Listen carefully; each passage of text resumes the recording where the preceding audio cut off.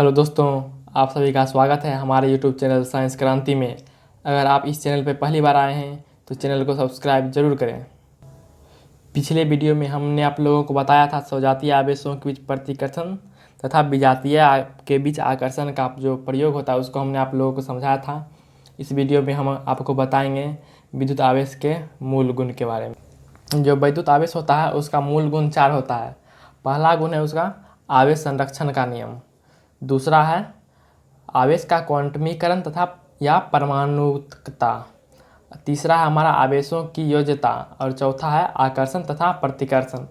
तो हम आपको एक एक करके सभी के बारे में बताने वाले हैं, तो चलिए चलते हैं। पहला है आवेश का संरक्षण, कंजर्वेशन ऑफ चार्ज। इस नियम की जो परिभाषा इस तरह है, आवेश का संरक्षण के नियम अनुसार किसी विलगित निकाय पर कुल आवेश नियत रहता है, अतः आवेश न तो उत्पन्न किया जा सकता है और न ही नष्ट किया जा सकता है। इसके आगे है इसे केवल एक वस्तु से दूसरे वस्तु में स्थानांतरित किया जा सकता है। चलिए इस परिभाषा को कुछ उदाहरण द्वारा समझते हैं। तो हमारे ये पहला एग्जाम्पल है, जब दो वस्तु को आपस में रगड़ा जाता है तो एक वस्तु धनावेशित तथा दूसरी वस्तु ऋणावेशित हो जाती है। दो वस्तु को आपस में रगड़ेंगे तो क्या होगा, एक धनावेशित और दूसरा ऋणावेशित हो जाएगा। एक वस्तु पर इलेक्ट्रॉन की कमी आती है, दूसरे वस्तु पर इलेक्ट्रॉन की वृद्धि आती है। चलिए इसको हम समझते हैं। जैसे देखिए यहाँ पे दो वस्तु है, एक ये वस्तु है एक ये वस्तु है, ये ए है ये बी है। तो इस पर इलेक्ट्रॉन की संख्या और प्रोटॉन की संख्या दोनों बराबर है। इलेक्ट्रॉन और प्रोटॉन दोनों क्या है, बराबर है। जब दोनों को आपस में रगड़ेंगे तो इससे जो है इस वस्तु से इलेक्ट्रॉन निकल के इसमें प्रवेश कर जाएगा। तो इसमें क्या हो जाएगा, इलेक्ट्रॉन की संख्या क्या होगा, ज़्यादा हो जाएगा। इलेक्ट्रॉन ज़्यादा हो जाएगा और प्रोटॉन कम हो जाएगा। इसमें क्या होगा, इलेक्ट्रॉन कम हो जाएगा और प्रोटॉन ज़्यादा हो जाएगा, जिसके कारण या इसमें प्रोटॉन ज़्यादा होगा तो ये वस्तु क्या हो जाएगा, धनावेशित हो जाएगा। ये वस्तु क्या होगा, ऋणावेशित हो जाएगा। लेकिन आवेश जो है वो पहले जितना था बाद में भी उतना ही रहेगा, मतलब आवेश नियत रहेगा, इसमें कोई फर्क नहीं पड़ेगा। चलिए कुछ और उदाहरण से इस नियम को समझने का प्रयास करते हैं। तो अगला उदाहरण देखिए, एक ये वस्तु है एक ये दूसरा वस्तु है। मान लेते हैं कि इस पे 4 कूलम आवेश है, इस पे 3 कूलम आवेश है। इस दोनों को घर्षण कराया जाता है, इस दोनों वस्तु को। तो इसके बाद टोटल आवेश दोनों वस्तु पे कितना हो जाएगा, 4 कूलम, ये 3 कूलम, कितना हो जाएगा, 7 कूलम हो जाएगा। अगर देखिए जब फिर इस दोनों वस्तु को घर्षण कराते हैं तो उसके बाद हम मान लेते हैं इस पे 3 कूलम आवेश हो गया, तो इस पे कितना कूलम आवेश हो जाएगा। आवेश संरक्षण के नियम के अनुसार इस दोनों को मिला के 7 कूलम होता है, तो यहाँ पे भी 7 कूलम, इस पे 2 मान लेते हैं, इस पे 2 मान लेते हैं, तो इस पे कितना हो जाएगा, इस पे 5 कूलम हो जाएगा। इस पे कितना हो जाएगा, 5 कूलम हो जाएगा। मतलब घर्षण से पहले जितना आवेश है घर्षण के बाद भी उतना ही रहेगा, मतलब आवेश संरक्षित रहेगा। आवेश न तो घटेगा न ही बढ़ेगा। तो यह कितना हो जाएगा, 2 कूलम प्लस 5 कूलम कितना हो जाएगा, 7 कूलम हो जाएगा। इसे ही आवेश संरक्षण का नियम कहा जाता है। दूसरा देखते हैं, अगला पॉइंट है नाभिकीय अभिक्रियाओं में भी आवेश का संरक्षण होता है। नाभिकीय अभिक्रिया जो होता है, नाभिकीय विखंडन या नाभिकीय संलयन, इस अभिक्रिया में भी आवेश का क्या होता है, संरक्षण होता है। इसमें भी आवेश संरक्षण के नियम का पालन होता है। जैसे एग्जाम्पल यहाँ पे दिया हुआ है नाभिकीय विखंडन का।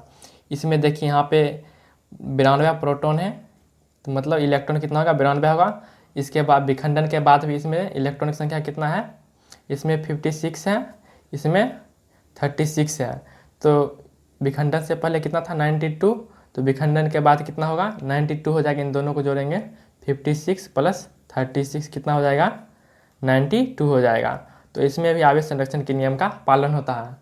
दूसरा है हमारा आवेश का क्वांटमीकरण, क्वांटाइजेशन ऑफ चार्ज। ये हमारा दूसरा पॉइंट है। किसी वस्तु पर आवेश हमेशा एक सतत पूर्णांक के रूप में होता है या पाया जाता है, इसे ही आवेश का क्वांटमीकरण कहा जाता है। आवेश जो होता है वह किसी भी वस्तु पे सतत पूर्णांक के रूप में पाया जाता है। सब जो है ये पूर्णांक है तो यह संभव है, लेकिन यह आवेश का मान जो है 1.2 कूलम, 1.75 कूलम, 1/2 कूलम, 2.1/4 कूलम, ये सब जो है संभव नहीं है। क्योंकि यह पूर्णांक नहीं है। हमारे परिभाषा में क्या दिया है, सतत पूर्णांक के रूप में पाया जाता है, तो यह पूर्णांक नहीं है, तो यह संभव नहीं होगा। अगला है हमारा आवेशों की योज्यता, एडिटिविटी ऑफ चार्ज। तो इसका हो जाएगा परिभाषा, किसी निकाय का कुल विद्युत आवेश उसके विभिन्न अवयवी कणों पर उपस्थित भिन्न भिन्न आवेशों के बीजगणितीय योग के क्या होता है, बराबर होता है। इसको हम समझेंगे इस प्रकार कि जैसे मान लीजिए कोई वस्तु है जिस पर क्या है, n आवेश है। कोई वस्तु है जिस पे n आवेश है, ये है मान लेते हैं Q1, Q2, Q3, Q4 अनंत तक है, n तक है। तो इसको हम लिखेंगे Q नेट कितना हो जाएगा, Q नेट हो जाएगा हमारा, यहाँ क्या बोल रहा है, आवेशों के बीजगणितीय योग के बराबर होता है। तो बीजगणित की तरह इसका जोड़ कर देंगे तो क्या हो जाएगा, Q1 plus Q2 plus Q3 plus Q4 plus dot dot dot कहाँ तक जाएगा, n तक जाएगा। इस पे एक सवाल देख लेते हैं, चलिए देखते हैं। क्वेश्चन है हमारा, किसी निकाय में +E -5E +8E और -10E आवेश है, उस निकाय पर कुल आवेश कितना होगा। तो इसे सॉल्व करने के लिए सबसे पहले हम क्या करेंगे, इसको Q1 मान लेंगे। तो क्या हो जाएगा, Q1 बराबर प्लस का E, Q2 ये Q2 ये Q3, इसको Q4 मानेंगे। तो Q2 कितना हो जाएगा, माइनस का 5E, Q3 कितना हो जाएगा, प्लस का 8E और Q4 हो जाएगा हमारा माइनस का 10E। तो हमको क्या निकालना है, हमको निकालना है Q नेट। Q नेट क्या हो जाएगा, बीजगणित के साथ जोड़ेंगे तो Q1 plus Q2 plus Q3 plus का Q4 ये हो जाएगा। तो हमारा Q1 कितना, यहाँ से इसका वैल्यू यहाँ पुट करेंगे।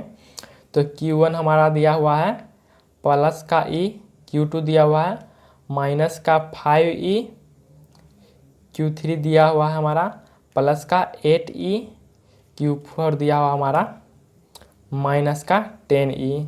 तो पहले सबसे पहले जोड़ेंगे तो यहाँ पे प्लस का ये दोनों है, ये 8E और ये यहाँ पे नहीं कुछ है तो यहाँ पे 1 हो गया, तो 1E कितना हो जाएगा, यहाँ पे हो जाएगा हमारा प्लस का 9E। इसको फिर जोड़ेंगे 10E फिर 5E हो जाएगा 15E, माइनस का हो जाएगा 15E। तो ये इसको फिर माइनस करेंगे तो हो जाएगा 6E। तो उस पर जो है कुल आवेश कितना हो जाएगा, 6E हो जाएगा कुल आवेश हमारा Q। यहाँ देखिए यहाँ पे है Q नेट हमारा कितना हो जाएगा, 6E हो जाएगा। अगला पॉइंट है हमारा, सबसे लास्ट पॉइंट है आकर्षण तथा प्रतिकर्षण, एट्रैक्शन एंड रिपल्सन। इसका परिभाषा है, सजातीय आवेश एक दूसरे को प्रतिकर्षित तथा विजातीय आवेश एक दूसरे को आकर्षित करते हैं। जैसे देखिए सजातीय आवेश में से यहाँ पॉजिटिव चार्ज है, यहाँ भी पॉजिटिव चार्ज है, तो एक दूसरे को क्या करेगा, एक दूसरे को प्रतिकर्षित करेगा। अगर नेगेटिव चार्ज होगा, नेगेटिव और नेगेटिव होगा, तो ये भी एक दूसरे को क्या करेगा, प्रतिकर्षित करेगा। अगर चार्ज दोनों समान रहेगा तो क्या होगा, प्रतिकर्षण होगा।